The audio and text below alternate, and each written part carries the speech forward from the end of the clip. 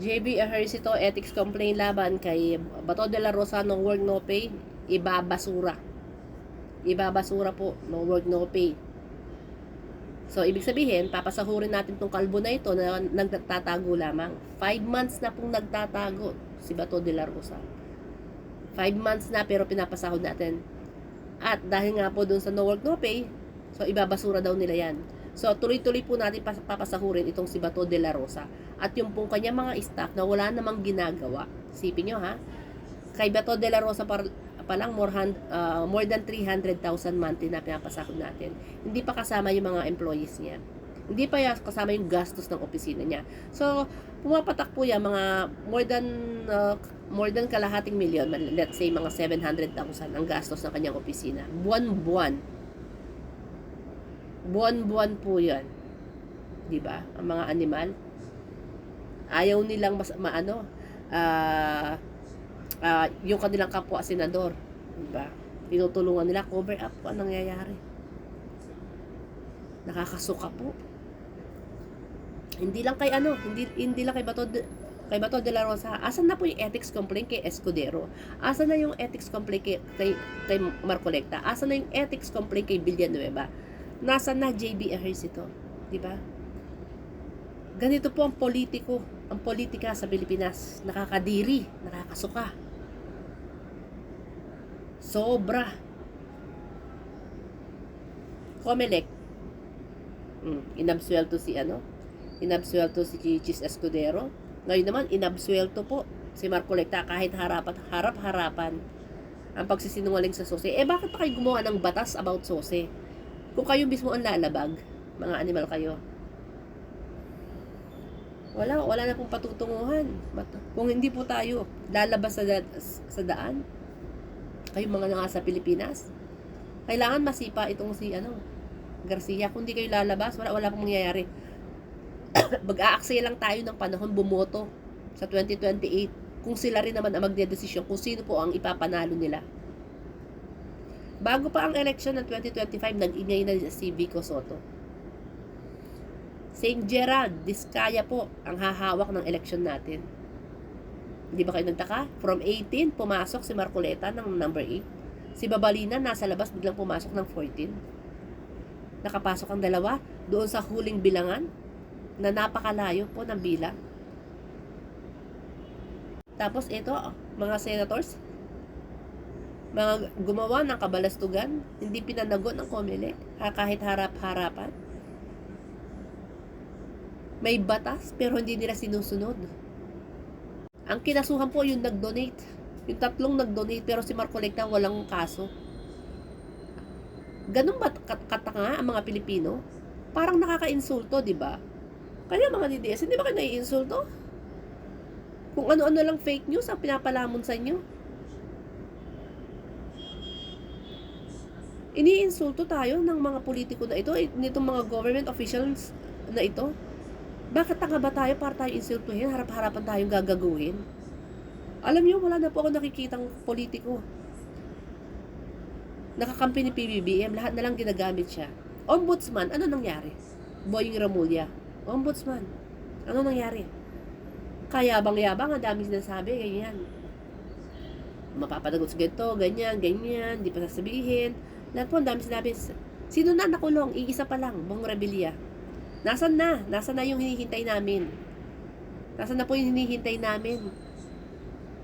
Villanueva, Chis Escudero, si Marcolecta, dapat kinasuhan niya. So, nasaan na po? Ombudsman. Ang ingay mo, hanggang ngayon wala ka pa napapakulong, iisa pa lang. Di ba? Lahat ito, wala. Nag-ano na lang po ito. Ano ba yung tawag dito? Yung nagse-safe move na lang po ito. Sinesafe nila yung mga sarili nila. Lahat ng politiko natin, aminin natin at hindi, mga loyalista, mga pro-admin.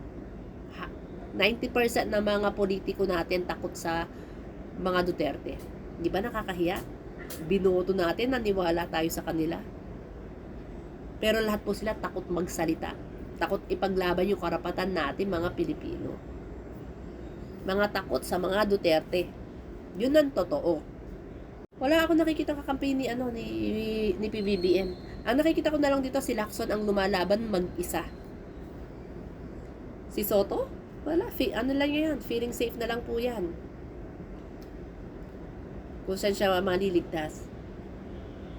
Wala akong nakikita. Si Ping Lacson lang ang nakikita kong harap-harapan talaga. Doon nga sa Senado, sinupalpal niya Marcolecta, di ba? Shoot sa banga. Pero in few days, lumabas si Garcia, ang animal. Di ba? To the rescue po kay Marcolecta, absuelto, di ba? Doon ako nanggigigil. Alam niyo po kung bakit ako nanggigigil? Akala siguro ni Garcia, lahat ng Pilipino, utak DDS. Hindi kami. May utak kami. Alam namin ang tama at mali. Alam namin ang batas. Harap-harapan ang panloloko ni Marcolecta at harap-harapin din tayong niloko ni Garcia. Hindi lang po yan kay Escudero. Itong matindi ito kay Marcoleta na to. Pinalagpas natin yung election. Kung ano yung ginawa niya sa election, may pa ano pa siya, nag-diverse daw ang mga diskaya. Inalis ang Smartmatic, ipinalit itong sa mga diskaya. So ano pa po ang aasahan natin sa election nga pala? Magpapakapagod tayo, mamamasahe tayo, magbabiyahe tayo, maiinitan tayo, magugutom tayo. Pero itong animal lang na to ang magdedesisyon kung sino mananalo. Tama po ba? Ay, nako. Tapos, mag-iingay kayo sa Pilipinas, iuwi ang mga OFW, mga ulul. Magsama-sama na lang kayo dyan. Magsama-sama na lang kayo dyan. Dahil kami sukang-suka po kami sa pamamalakad. Simula na nag-umpisa si Digong. Sinakop na ang kulto. Inilaganap niya po ang kulto niya.